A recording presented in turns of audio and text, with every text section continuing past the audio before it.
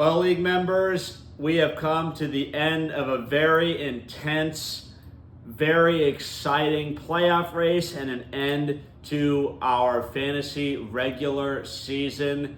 And now it is time to wrap things up. And in honor of our newfound confused personality, Brandon Diblock, who now has assumed the identity of another man, that man being Colin Cowherd, we are going to play a game which apparently he's not playing anymore, but we're going to bring it back to the old days, to the classics. We're going to play the three-word game, League Edition, as a great way to recap the season. And we're going to go in order of the standings, starting at the bottom. And we all know who was at the bottom this year, folks. It's one of our OG players who had an absolute miserable season, really for the last 2 years has been a losing team, and that is Gabo. So what is our three-word game for Gabo's season? Well, I think it's very simple. Set your lineup. What the hell were you doing down the stretch? Gabo not setting his lineup multiple times throughout the season. Luckily, it did not change. We'll get to that in a sec with some of the other lineup mistakes, but just really sloppy by Gabo. 2 years ago he won his second title, but these last 2 years have been so bad. And this year, with the end of his season, not setting his lineup, we're sort of starting to look at his legacy and trying to define, how great of an owner really is this guy when he can't even manage to set his damn lineup. A terrible season. Also involving some really dubious trades that helped multiple people have explosive ends to the year. I think his trade with Solly probably being the number one example of just a terrible trade that never should have been made by you, Gabo. You gave away your entire team and you helped a lot of people out on the way. So Gabo, very charitable this year, and that's who's coming in at number 14. That was our last place team. Moving on to our number 13 team, Pablo. This one just writes itself. Pablo's three-word game, standing on bullshit. We were promised commitment. We were promised participation. We were promised engagement. And we got none of those things delivered by this Pablo team. This has got to be the end. Totally unacceptable. There's nothing, that I respect less than someone when their back's against the wall, they make promises, talk is cheap, and then as soon as they get off the hot seat, as they say, they immediately revert back to their old habits that got them there in the first place. That's just not something that I respect at all. Reprehensible, in my opinion. Standing on bullshit. Didn't even have to think of that one. I already thought of it, but there's just you're not going to come up with a better phrase than that to describe this season. Total calamity. We'll talk later about how your gaffe with the IR spot essentially changed the playoff race. Boston, by all rights, should be in the playoffs, and Nate Solly should not be in the playoffs. But your mistake was just one final fuck you to the league, and everybody cannot wait for you to be gone. So let's just be clear on that.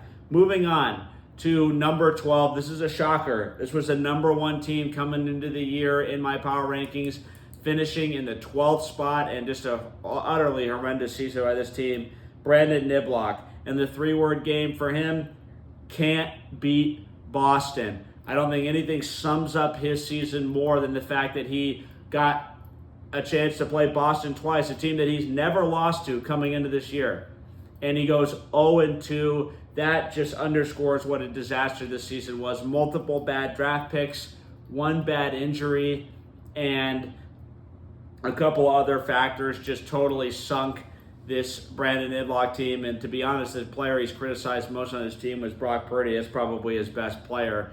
If you look at the course of the season, guys, how they measured up to expectations, Brock gave you exactly what you needed. It was just basically every other position on your team that was suspicious. And then, of course, making a couple trades to try and save it arguably made it actually worse, as Jaden Reed really just faded down the stretch on you. So Brandon Diblock, the man who inspired this three-word game, Unfortunately, your 3 words "can't beat Boston" are going to be ringing in your ear all offseason until you get a chance to play Boston again next year, a matchup that I know is going to be circled on your calendar. Number 11, we have Brennan Costello. Brennan, this 3-word game for you is going to be major letdown. Why is it a major letdown? Well, you've had some good seasons in the past. The last 2 years, you've been in the playoffs. You were a 1 seed at one time. But this year, you just got out to a really, really, really bad start. And your team actually was surging. Jerry Jeudy and Jordan Addison were sort of leading this late season charge for your team. But ultimately, you fell just short. You lost to me, and that was really what ended up doing you in the end, as well as some other bad losses. I think you went on a 4 or 5 game losing streak in the middle of the season. It was just a horrible mid-season collapse by your team. Unfortunately, just didn't have a good enough draft, and then you tried to save it at the end. Just didn't happen for you. But next year, of course, hope will spring eternal, and we're looking forward to more of your indecipherable team names, of which I understand at best 25% of your team names. The rest of them indecipherable and unknowable. Moving on to number 10, the one you've all been waiting for, Lester, the league villain. Oh my goodness. I mean, just when you thought a guy could only have such a dramatic villain arc, then Lester comes in and just blows it out of the water this year. And what can we say? For his 3-word game, it can only be one. Biggest choke ever. Lester will still be trying to dislodge the rat from his throat by the time next season starts, by the next draft starts. He's been in Heimlich mode for weeks now. I mean, this was just an all-time collapse. Lester, rewind to the midway point of the season, he's 5-2. Who would have thought that he would win just one more game and end on a preposterous 1-6 streak? Just loss after loss after loss for Lester's team to finish at 6-8 and not only miss the playoffs, but not even really come close. Obviously, the key to this was losing in the Rat Bowl against AJ. AJ got his revenge. We knew it was coming. We knew that AJ had the narrative on his side. It was too much for Lester to overcome. Another thing that was too much for him to overcome was drafting ETN. He had a chance to trade ETN to Nibs and told him to piss off, and those are 2 more words that are going to be living in Lester's ear. He totally mismanaged the entire season. It was a botched year for Lester, and we were all just sitting back with our popcorn watching his team totally dive off a cliff, and I enjoyed the show a lot. It's about as good a TV as you're going to see anywhere. And Lester, the only thing I can say is I hope you do it again next year, because this choke was just hilarious to watch, and everybody, I don't know if I was happier, if Bates was happier, if AJ was happier. You know, there's a lot of people that were rooting for your downfall. It's definitely probably AJ number 1. You really cost him his season, but, you know, perfect poetic justice for that one. All right, moving on to number 9. Speaking of which, we have AJ, AJ's team. And what is our 3-word game for AJ? Well, our 3-word game for AJ is raise the floor. AJ's floor year after year is literally the Grand Canyon, and this year was a perfect example. After he scores 130 week 1, he goes into tourist mode, and he's basically the tourist that, you know, on the edge of the Grand Canyon, he's trying to take a selfie grandstanding, telling everyone who wants to listen about how he's going to win the league. And then as he's taking a selfie, he slips and falls directly into the Grand Canyon and couldn't break 100 for the next 5 weeks. AJ's low floor year after year after year continues to haunt him, where he just has weeks where he gives himself almost no chance to win. He had 2 performances in the 50s, or 1 performance in the 50s, 2 performances in the 60s, and 3 games, I believe, in the 70s. So he just could not get his floor up, and when you don't score 70 to 80 points, you're giving yourself almost no chance to win. Now, he did win a couple of these very low-scoring shootouts, but it was ultimately not enough. His tiebreaker was terrible. He actually was the lowest-scoring team in the league this year. AJ, we need you to get that floor up, and that involves not drafting Zamir White and not taking so many risks in the draft. We got to continue to hone your strategy. You were a little bit more conservative this year. You need to be more conservative. Not as much new era, and that will fix your team. Now, moving on to number 8, JoJo. What is JoJo's 3-word game? This was a tough one because he's got no engagement with the league whatsoever, and it's hard to really come up with something. But I decided on hunting on waivers. Kareem Hunt, arguably, I mean, I don't even know if it's arguable. He was probably the best waiver pickup of the year for when he was healthy. There wasn't as much of a Nakua type player where they were just on waivers and they were picked up and they just dominated throughout the year. But Kareem Hunt was pretty close. He was just a touchdown machine down the stretch. And when you picked him up to go along with Josh Jacobs, you had a power running game. And really the team that kind of took on your personality. And then Tyreek Hill started getting hot. It's probably a good thing this team missed the playoffs because with Hill cooking, with Josh Jacobs, with some of these other players, Jackson Smith and Jigba's another guy that you took. Now, it's hard to give you credit because I think you would have drafted Jackson Smith and Jigba next year, even if you had caught 3 passes this year. It seems like you really like him, but he's done very well for you. Overall, JoJo is a much better end of the season. It looked like you were going to be a cataclysm, but you basically finished, I think, 7-4 down the stretch of the year, or 7-3 or something like that. So it was a really impressive end of the season for JoJo. He comes in at number 8, hunting on waivers. Now, moving on. This is the man in the dreaded 7th spot, the first team out. And to be honest, bad luck Boston, which is the 3-word game for this team, doesn't even begin to describe the season. And after everything he went through, after drafting McCaffrey, anybody could have made that mistake. You can't criticize Boston for doing that. A lot of us would have done the same thing. Somebody would have drafted him in the top 5 and gotten burned. He did that. He made a couple of trades to try and fix his situation. Had Godwin go down for the season, who was a pivotal part to his early season success. Then trades for Chris Olave, who gets hurt. All these bad things happen over and over and over again. Loses the Monday Night Miracle to Cam.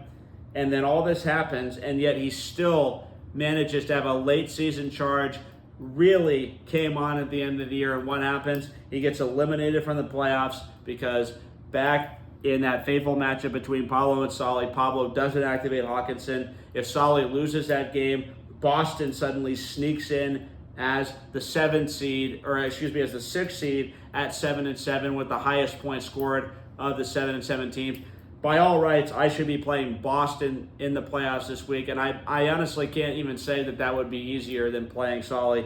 Boston's team, in spite of every bad thing that happened, continued to fight hard and prevail against all the odds. I was very impressed with Boston. I don't know if anybody, there weren't too many owners that did a more impressive job than Boston this year of owning their team. If he has a season where he manages his team this well again next year, I bet the house that he's going to make the playoffs. Great job by Boston. Bad luck, Boston. That was just a horrible, horrible thing that happened to you, and one more reason to just get Pablo out of the building. Speaking of Pablo, we have Nate Solly, whose 3-word game this year is Pablo's charity invite. Pablo, the gift that keeps on giving for every shitty owner or for everybody that's desperate for a win or desperate to take advantage of a mistake. Well, this year it's Nate Solly taking advantage of Pablo, totally bailing on his team's management, not getting Hawkinson in his lineup. Solly is in the playoffs. Now, what I will say is that Solly's team is a playoff quality team. He seems to have really inconsistent weeks, but he's got an upside like crazy. Puka Nakua, he has come back and made a real difference with this team. Rico Dowdle has been really good for this team. Lamar Jackson, getting him in a trade with Gabo. We still don't know what Gabo was thinking doing that. That was such a mistake. But Solly, he's in the playoffs. He probably shouldn't be in there, but now he is attempting to defend his title this year, and we will all be waiting with bated breath. I'm very nervous to play this team. I think that I would rather play Cam for sure, and maybe even Bates. but Solly, the way I see it right now, he's a very dangerous team as that 6th spot. Has versus Solly could easily be a matchup that would, I think, have a lot of people's attention next week. All right, moving on. Number 5 in the standings, Cam Slugger. Cam, 3-word game for this team, return to form. It's been several bad years for Cam in a row. Cam, once upon a time, was a guy you could just pencil in as like a top 3 seed every year. He won a championship. He's definitely got a top pedigree in this league in terms of guys, what their football knowledge is like. Now, is he a little bit biased towards the Seahawks? No, he's a lot biased towards the Seahawks. He's very biased, but at the end of the day, Cam went with a coveted 0 QB strategy, really struggled to get points from that position all year, but did just enough at the end of the day, averaged right around 103 points per game. He was kind of the epitome of average this year, but he did just enough. He gets into the playoffs, and I am very much looking forward to this rivalry battle between Sean and Cam in the Emotions Bowl this week. Very, very excited for that. Now, speaking of which, number 4, Sean Bates. What do we have for Mr. Can't Miss? His 3-word game, the curse is broken. Yes, it has happened. The curse is broken. I knew this team was good this year. Last year, I thought his team was good. Got racked by injuries. This year, the injuries still happened a little bit, but they were mostly mild, and he was able to coach his way around it, made some important moves, get some good waiver pickups, and overall, it was just a much more solidly managed Sean Bates season. He acquired A-Chain from Gabo, which, again, was another mistake by Gabo that he made, one in many, and that was a very savvy move. Drafting Bucky Irving really gave you the ammunition to make that trade. That was a great pick by Sean. Bates did a great job this year. When he gets into the playoffs, it's not often that it happens, but when he does, he tends to make noise. We will see if he's able to make that happen this year. Sean Bates, curse is broken. Heartfelt and utmost congratulations to this Bates character. He is in the playoffs at long last. Moving on to number 3. That would be myself. And what is the 3-word game for me? Well, of course, it seems like this is the case every year. Peaked too early. Nobody, I think, in the history of the league has gotten off to the type of start that I got off to. I was just massacring every team.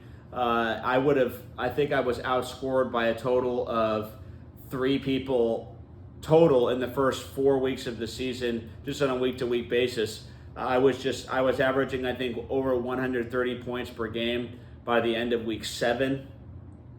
And of course, because of some injuries, because of Deontay Johnson just basically quitting the NFL, variety of factors. Some guys that got out the hot start just kind of cooled off. A number of reasons why a team that peaks that early, just there's no way it was sustainable, and it was very tough. Losing Jordan Mason to injury after it seemed like I had held on to him long enough. It just was one brutal misstep after another for my units. But hey, we still have a glimmer of hope. I was caught between slim chance and glimmer there. Glimmer of hope to make a championship run this year. It's going to be very difficult. It is, but it's still possible. If I just get over the hump this week against Nate Solly, if I can beat Solly, that means I can beat other teams, other high-end teams in this league, but it's going to be a tough task and a very tall order for me indeed. Now, speaking of tall orders, we got the 2 bye-week teams, starting with Jake Smith. Jake, what is the 3-word game for this team? Chasing the title. If we did a league redraft of players this year, I think the first pick would be Saquon, but I think the second pick would be Chase.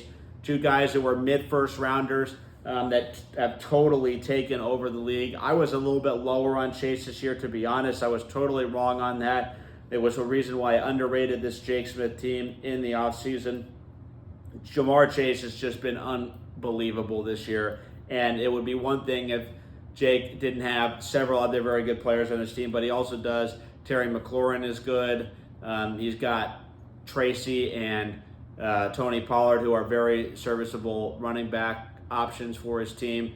He's just got a lot of juice on his roster right now that he could use to really manipulate outcomes in his favor. He had just the unbelievable week of the season, set the record. I believe that was a record for most points, or maybe it was second most of all time last week, to kind of just cap off the year and to clinch the bye week when it looked like he was not going to be able to do that. Chasing the title, Jake Smith, the commish. Many people are saying that he manipulated trades using his commissioner powers to just simply let things slide. But, I'm in favor of an unregulated trade market, and therefore I think Jake just simply did what was best for his team, and who could blame him? And last but not least, we have Has. And the 3-word game for Has is missing ring found. Question mark. Is he going to find his missing ring? He has never won a championship. He has been closer than anybody who hasn't won a championship. 2 runner-up finishes. He made a playoff run last year where he won a playoff game and lost in the semifinals. He's been in the Final Four 3 times and not won. Well, he's going to be in the Final Four again this year, guaranteed, because of his bye week. Has to be in the Final Four 4 times and not win. The only team I can think of that's done that is the 49ers. They continue to write the book on that, but you do not want to become like the 49ers. You better win the title this year, or you never know when you're not going to get another chance for another couple of years, or maybe for even longer than that. But you have to give him respect. Even though he lost to Jake, he had an incredible week and would have beaten, I think, any other team. It's just very unfortunate for him. Really should have been an 11-3 year for Has. It was a special season. I think we can all agree. We were just dreading seeing him on the schedule. Just a powerhouse, brutalizing force of a team with power all over the place. Made multiple really, really good draft picks, and then traded for Chase Brown when everybody thought that was a stupid idea. It turns out that was a great idea. It was really a fantastic trade with T. Higgins' injuries. Easily, you could be declared the winner of that trade. So congratulations, and congratulations to everyone on completing another season. It has been a great time, and this was one of the more exciting playoff races I think we've had in a while, especially mid-season with so many teams below 500. It was kind of crazy how top-heavy the league was for a while, but it is going to be exciting. Thanks for watching, guys. It's going to be the last video of the year. It was a pleasure making videos for you, and look forward to doing it again next year for you guys, and looking forward to an incredible playoff week starting with tonight's game. Thank you very much for watching, and good luck to everyone in the playoffs this week.